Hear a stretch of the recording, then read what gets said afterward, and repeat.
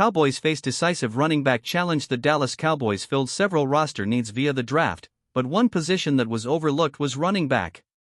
One glaring position of need that the Dallas Cowboys had entering the draft was at running back.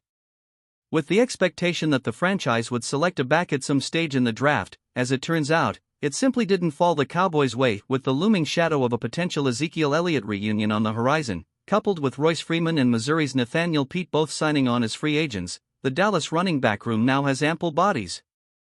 But it does feel like a running back by committee for the Cowboys in 2024. However, if you thought that Mike McCarthy, who is entering his second year as play caller, isn't excited by his current crop, well, think again. When you look at the running back position, you always want to have a three-down back, McCarthy said. So, if you look at the dynamics of the running back room right now, it's a young group, but they all have upside. So I like our group. Adding Royce was a really good addition for us. He's a proven player.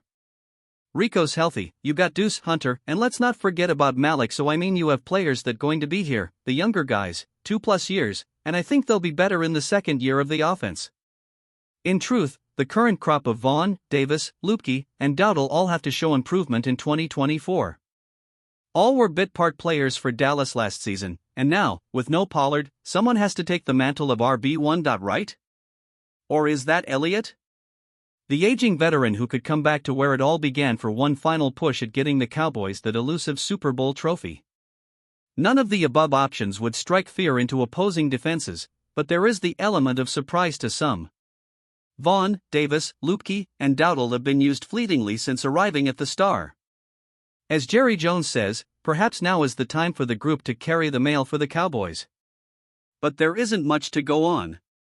In total, the group has just 156 carries for 581 yards and 3 touchdowns in their careers combined. Rico is the most experienced, with 89 ATT, 361 yards, and 2 TDs.